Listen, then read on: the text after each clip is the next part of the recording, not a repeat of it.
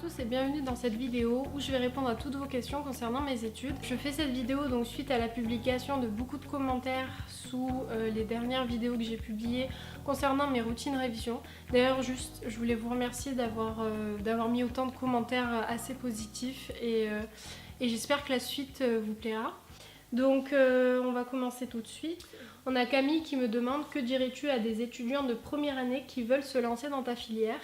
Je pense que je leur dirais tout simplement de foncer et de ne pas écouter ce qu'on peut entendre sur l'après des métiers, de s'il y a des débouchés ou pas, des sélections, de tout ça. Surtout si vous avez la chance de passer outre les sélections de première année, vraiment je vous conseille de foncer, puis c'est en allant droit au but que vous allez voir si vous aimez ou pas.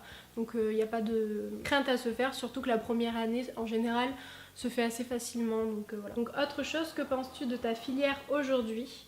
Ton avis a-t-il changé entre le début de ta première année et maintenant? Ah oui, non, mais ça c'est clair et net que mon avis il a changé, mais pas forcément pour le contenu des cours qu'on a, parce que ça je trouve ça super intéressant et je suis toujours aussi contente d'apprendre toujours des choses ou d'approfondir, mais plus ma vision de tout ce qui est l'influence de la politique peut-être sur la fac, le fait qu'il va y avoir des sélections, tout ce bordel en ce moment, ça a influencé, que ce soit en bien ou en mal, ça a influencé. Et pas pour le contenu des cours. J'adore tes vidéos, continue, merci beaucoup. Amel Virtuals me demande qu'est-ce qui t'a poussé à vouloir faire ce métier? Je crois que j'ai pas de raison concrète, c'est juste qu'en quatrième, j'hésitais entre photographe et psychologue. À chaque fois que je pouvais monter au plus haut, j'allais au plus haut et là j'ai pu rentrer à la fac de psychologie, alors j'y suis allée tout simplement et je regrette pas du tout. Est-ce que c'est dur? Alors, la première année, si tu veux savoir, c'est pas si dur que ça, puisque les examens, c'est juste des QCM. Si tu as un minimum de concentration et puis surtout que si tu révises bien, ma foi, il n'y a pas de piège, il n'y a pas de... voilà. La deuxième année, c'est déjà un peu plus compliqué. On a des dossiers à rendre, des examens sous forme de dissertation, des oraux. Et là, c'est vrai qu'il faut avoir une bonne organisation. Et je pense que c'est pour ça que les gens sont étonnés que mon organisation est aussi dure, est aussi précise. Après, c'est moi, hein. Moi, j'ai besoin de fonctionner comme ça. Donc, je sais comment je fonctionne, donc je l'applique. Mais c'est vrai que la deuxième année est un peu plus dure, mais si vraiment c'est quelque chose qui vous passionne, et je peux vous dire que la psychologie est très passionnante, normalement ça devrait le faire. Et la troisième question, c'est l'impact sur ta famille, tes amis. Il n'y a pas eu vraiment d'impact pour ma part parce que la ville où je suis, donc de mes études, est à 1 heure de la ville où habitent mes parents. Et donc je viens quand même les voir tous les week-ends, pendant les grandes vacances j'y reste, pendant les petites vacances aussi. Donc ça n'a pas eu d'impact sur ma famille, malgré le fait qu'on se voit moins. Ça va de soi. Pour mes amis, ça n'a pas eu trop d'impact non plus parce que déjà j'en ai pas 10 000, mais le peu que j'ai, on continue quand même à se voir. Sam Bell qui me demande combien de temps révises-tu avant tes partiels. Elle me demande aussi combien de temps travailles-tu chez toi en plus de tes cours. Alors sincèrement je suis désolée mais je vais pas pouvoir vous donner de temps, pas parce que je veux pas mais parce que je ne sais pas et ça dépend justement du partiel, ça dépend de mes connaissances sur mon cours, ça dépend de mon humeur aussi. Je peux très bien être énervée et il n'y a rien qui rentre et ça va encore plus m'énerver et du coup je vais réviser alors que peut-être c'est rentré ou peut-être que ça sert à rien. Vraiment ça dépend de plein de choses. Après j'ai pas calculé donc pour vous dire approximativement c'est difficile mais ouais ça dépend beaucoup.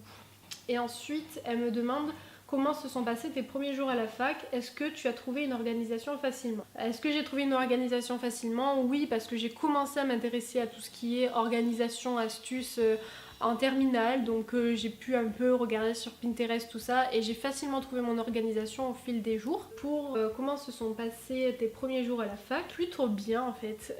Premier jour, j'étais pas du tout stressée, j'étais tranquille et puis j'ai commencé à rencontrer une amie que je connais toujours aujourd'hui. Dès le premier jour, donc je suis pas du tout restée seule, direct j'étais en contact avec d'autres personnes, donc plutôt bien.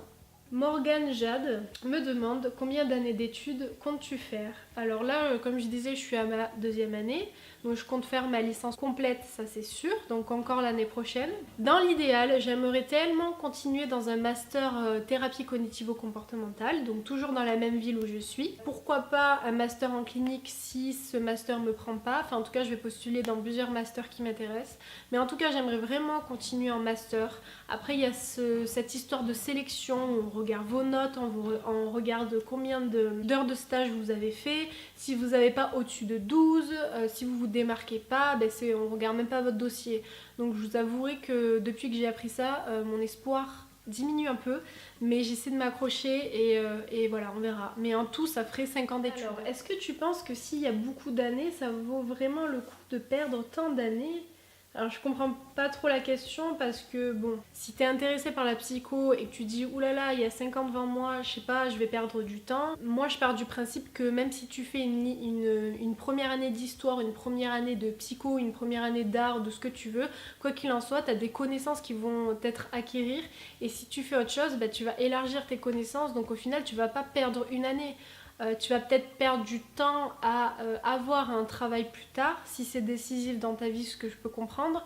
Mais sinon, pour moi, tu perds pas du temps. Et ça vaut vraiment le coup si tu es intéressé par la psycho. Donc voilà.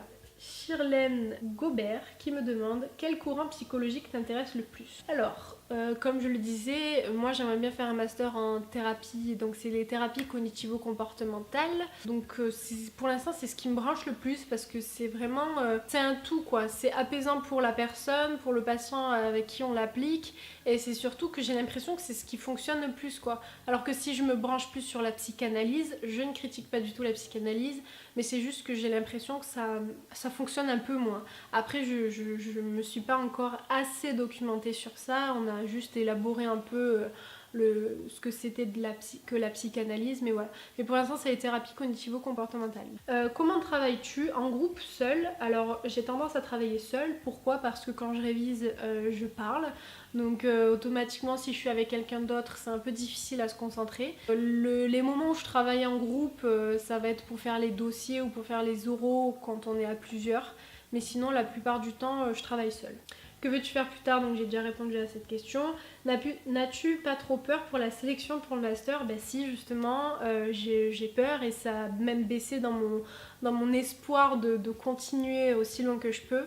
Mais je préfère pas non plus trop y penser, j'essaie de tout donner, de ne pas être concentrée par ce qui pourrait être parasite comme les sélections ou comme les profs qui vous disent vous devez avoir 14 de moyenne pour rentrer en master, sinon on regarde même pas votre dossier. C'est déjà assez négatif donc j'essaie de pas trop y prêter attention. Donc j'ai Amel Virtuals, donc toujours la même, qui me demande les conséquences et les avantages. Je pense que ce que je dirais en inconvénient, c'est que ça prend beaucoup de temps dans votre vie, surtout si vous avez envie de réussir et avoir un minimum de bonnes notes, ça prend du temps parce que y a pas mal de choses que j'ai refusées, soit pour aller au ciné, pour aller voir de la famille ou pour aller boire un coup, parce que je voulais réviser et que si je le faisais pas personnellement ça allait me stresser. Après je sais que d'autres personnes ça peut être une source de motivation pour justement réviser après, se dire bon on se détend un peu et après je révise. Moi c'est plutôt l'inverse. Et les avantages, moi personnellement j'ai changé moralement et même dans ma façon de parler grâce à mes études, grâce à ce que j'apprends. Donc même si j'arrête du jour au lendemain, je regretterai absolument pas ce que je suis en train de faire aujourd'hui. C'est aussi une preuve pour moi de voir que je suis capable. Ça me permet aussi de réguler tout ce qui est mon stress parce que je suis quelqu'un de très stressé. Ça me permet de prendre sur moi, de m'affirmer, Voilà, moi en tout cas ça m'a beaucoup appris sur moi-même et sur ma façon d'être, sur ma façon de réfléchir aussi, voilà.